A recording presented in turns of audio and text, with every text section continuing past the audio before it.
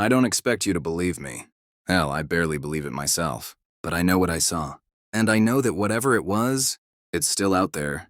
It started on the second day of my solo trip through the Appalachian Mountains. I'd planned for a week. Just me, my pack, and the silence of the woods. I needed the escape.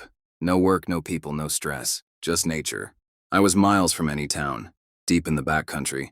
When I realized I'd taken a wrong turn, I wasn't worried at first. Had my compass? Had my map. But as the sun dipped lower behind the ridgeline, I had to admit I was lost. Then I saw it. A figure standing between the trees about 50 yards ahead. At first, I thought it was another hiker, but something about it made my skin crawl.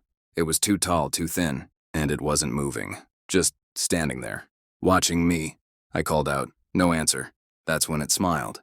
I don't know how to explain it. Its mouth stretched too wide, too long, like it was trying to mimic a human expression but didn't quite understand how. My gut screamed at me to run, so I did. I don't remember how long I ran. Felt like forever. The underbrush tore at my clothes. The trees blurred past, but I could still hear it. Following me. Not running, just keeping pace.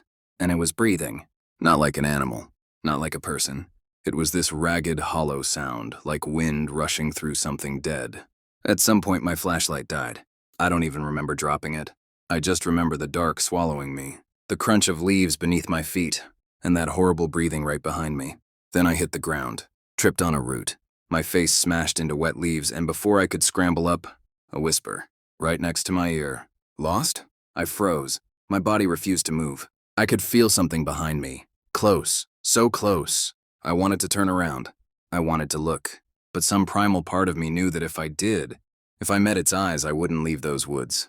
So I ran. I don't remember much after that. Just terror.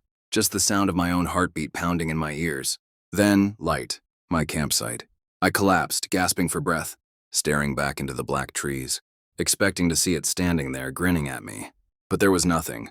Just the wind. Just the night. I sat there for what felt like hours, trying to convince myself I'd imagined it. Just paranoia, just exhaustion. Then I heard it. A soft, rattling breath, coming from inside my tent.